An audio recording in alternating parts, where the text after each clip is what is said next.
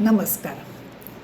मी पुण्याला आल्यापासून पुण्याला लोकमान्य हास्य संघ ह्याला मी जोडले गेले.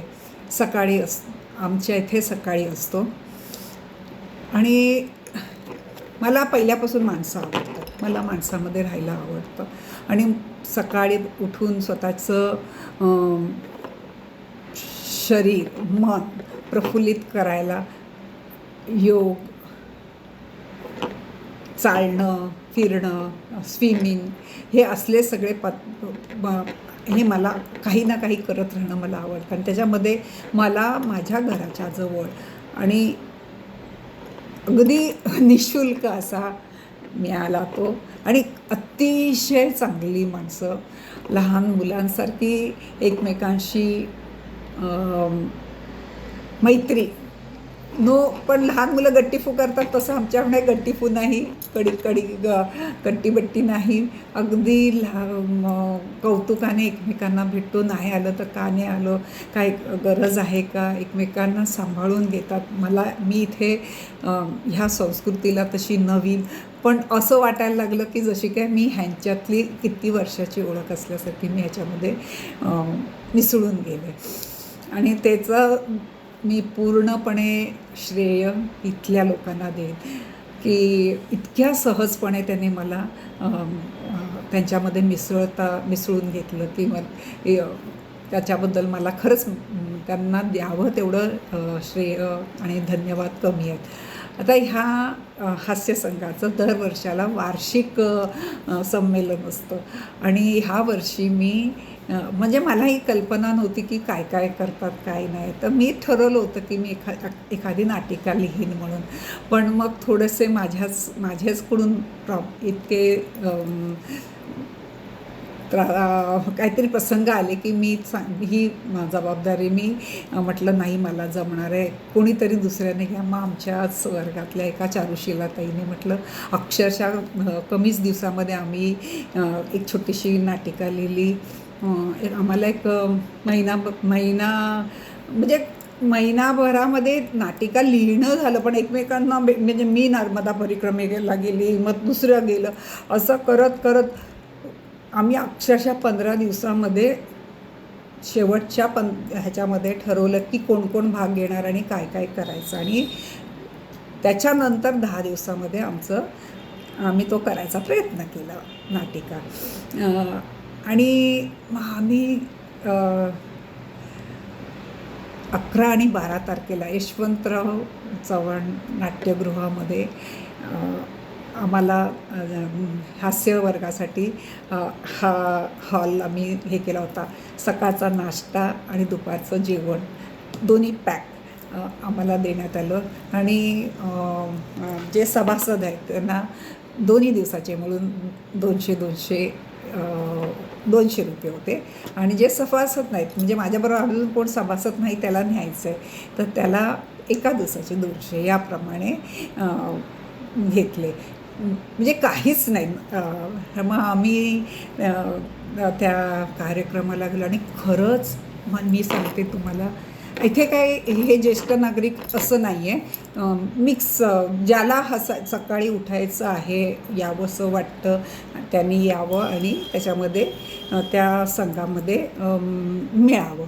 त्यामुळे काही संघामध्ये सगळे वयस्करच आहेत, काही संघामध्ये म्हणजे ज्या संघाचं नेतृत्व तरुणांकडे आहे त्यांनी तरुणांना आकर्षित केलेलं आहे. जास्त नेतृत्व वृद्धांकडे आहे, म्हणजे ज्यांनी सुरुवात केली आहे एखाद्यावर, तर त्याच्या बाळकीमध्ये जास्त वृद्धच येतात. त्यामुळे वृद्धांचं असं आमचं ते असा तो संघ होता. आणि तिथे गेल्यावर म्हणजे पहिल्या दिवशी 12 संघांनी भाग घेतला, दुसऱ्या दिवशी 24 संघांनी भाग घेतला. आणि एक मोठं नाटक करायला गेलो. ह्याचा एक अंक प्रोफेशनल, जे आधी ज्यांनी प्रोफेशनल नाटकं वगैरे केली आहेत आणि आता ते वेगवेगळ्या हास्य संघात आहेत, अशा लोकांनी मिळून ते एक नाटकाचा एक अंक त्यांनी सादर केला. आणि बाकीच्यांना म्हणजे तो एकच नाटकाचा अंक मोठा होता. बाकीच्या प्रत्येक संघाला त्यांनी 8 मिनिटाचा काळ दिला होता. 8 मिनिटाच्या काळामध्ये तुमची कलाकृती दाखवायची. आणि इतकं लोकांमध्ये कला आहेत हे मात्र जाणवलं. ज्ञानवर्धक, आरोग्यवर्धक, करमणूक ह्या पद्धतीचं सगळं झालं. एकतर असा रेट्रो डान्स केला की अ, अ, अगदी प्रोफेशनल असल्यासारखं त्यांनी एकसारखा ड्रेस वगैरे घालून अतिशय सुंदर जुन्या आणि गाण्याचं मिक्स केलं. एका संघाने श्रीदेवीला ट्रिब्यूट दिलं. त्यामुळे तिचे गाणी आणि तिचे हे करून डायलॉग वगैरे घेऊन इतकं सुंदर केलं ना. खूप म्हणजे 2 दिवस नुसते मी भारावून गेल्यासारखे. आणि सतत भले ती 8 मिनिटाची आमची नाटिका होती, पण त्याचा दोघी दोघी तरी मिळूया, तुझं आणि माझं तरी होतं की नाही, अशी थोडंसं आमची तालीम वगैरे व्हायची, थोडासा वेळ त्याच्यामध्ये जायचा. आमचा कार्यक्रमही चांगला झाला. आम्ही एकदम सोपं साधं नुसतं हास्यवर्गाचं महत्त्व असं घेतलं होतं, हास्य करण्याचं महत्त्व, आणि छान झाला. पण खरंच कौतुक वाटतं ज्या कोणी मी इथे नवीनच आहे, पण मी दुसऱ्यांकडून आमच्या आधीच्या लोकांकडून ऐकत आले की सुभाष देसाई नामक व्यक्तीने ह्या हास्य संघाची सुरुवात केली.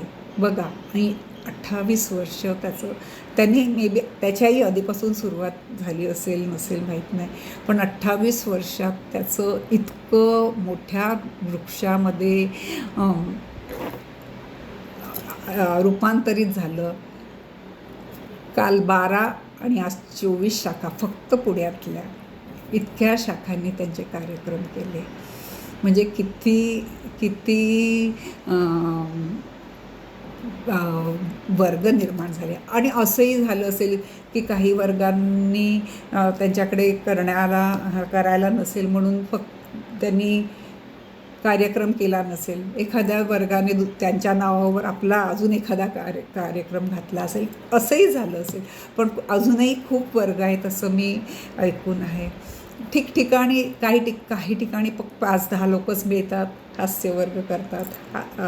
तिथे जास्त सदस्य नाही आहेत एखाद्या वर्गाला, असं आहे. आणि जरी आता आमच्या वर्गात सदस्य खूप आहेत, पण दैनंदिन हजेरी खूप कमी असते, कारण प्रत्येकाचेच शारीरिक आमच्या वर्गात तरी सगळे सिनियर सिटीजन आहेत, त्यामुळे शारीरिक व्याध्या खूप जडलेले आहेत. कोणाला ह्याचा त्रास, कोणाला हाडांचा त्रास, कोणाला ते काही लोक फिरायला जातात. असे काही ना काही होऊन आम्ही जर सरासरी आमची हजेरी काढली तर 15पर्यंतच असते. आणि मग असा एकादशीला आम्ही हरिपाठ वगैरे करतो, त्या दिवशी जास्त असते. पण मला खरंच कौतुक वाटतं की एका माणसाचा मनात ही गोष्ट आली की हसण्याने लोकांना आरोग्य देऊ शकतो, आपण निःशुल्क हास्य करू देऊ शकतो. आणि त्या माणसाच्या अथक प्रयत्नाला आज इतकं छान रूप आलं आहे की 30 वर्ग तिथे आहेत आणि ते काम करत आहेत. आणि थोडंसं आम्हाला मदत BJPची पण झाली असं ऐकलं की त्यांनी आम्हाला काही हॉल वगैरे घ्यायला म्हणजे तिथे त्यांनी थँकगिव्हिंगमध्ये नावं घेतली म्हणून हे मला कळलं. मुरलीधर मोहोळाचं वगैरे तरी नाव घेतलं. आणि मला सगळ्यात पहिलं सांगू तुम्हाला आनंद कसला झाला. मी आज सकाळपासून भारावलेली ह्यामुळे आहे, ज्या ठिकाणी मोठमोठे आणि यशवंतराव चव्हाण नाट्यगृहात मोठा काशीनाथ घाणेकरांचा फोटो आहे, शिवाजीच्या रूपामध्ये ते आहेत तिथे. आणि मला ते बघितल्यावर मी म्हटलं, अरे इथे त्या माणसाचे वावर झाला होता, इथे त्या माणसाने आपलं नाट्यकृती दाखवली असेल, ह्या जागेवर आपण एक काही का असेना दाखवणार आहोत, ह्याचा मला खूप आनंद झाला.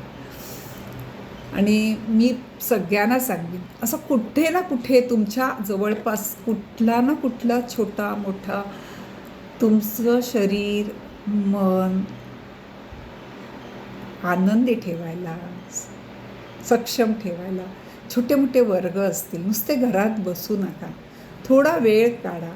काही लोक तुमच्यासाठी, तुम्हाला सेवा देण्यासाठी, तुम्हाला आनंदी करण्यासाठी फुकटात तयार असतात. फक्त तुम्ही घरातला उंबरठा ओलांडून बाहेर जायचं आहे. तेवढं धैर्य तुमचं तुम्हालाच करायला पाहिजे. आणि तेवढा वेळ स्वतःसाठी तास दीड तास तुम्ही जर काढला तर तुम्हाला दिवसभर तुम्ही खूप आनंदी राहाल, खूप आरोग्यवान व्हाल. इथे मला पतंजलीचं मिळालं नाही. मी बघते, माझी काय इथे जास्त ओळख नाही, मोकळी जागा मला मिळायला पाहिजे. पतंजलीचे योग घ्यायचे म्हणजे योग वर्ग घ्यायचे म्हणजे एक छान जागा मिळायला पाहिजे. आणि मी मोफत वर्ग घेणार म्हणजे मला मोफत जागा मिळायला पाहिजे. तर एक बसाया मला हास्यवर्ग मिळाला आहे आणि मी त्याच्यामध्ये जाऊन माझा आनंद मी घेते. तर मला असं वाटतं की मनापासून वाटतं की प्रत्येकाने आपल्या आरोग्यासाठी एवढं नक्कीच करावं. एक तासभर तरी अशा कुठे ना कुठे कुठली ना कुठली सोय असणार, पण ती तुमच्या भागात कुठे आहे हे शोधण्याचं काम तुमचंच असेल. आणि नसेल तर मला असं वाटतं की तुम्ही स्वतः पुढाकार घेऊन असं एखादं कार्य करू शकता. नुसतं हसणं म्हणा, नुसतं गाण्यासाठी म्हणा, नुसतं ह्याच्यासाठी रोज एक ठिकाणी जमा करण्याचा प्रयत्न करा. खूप लोकांना गरज आहे ह्या गोष्टीची. तुम्ही माझं ऐकताय त्याबद्दल मी खूप आभारी आहे.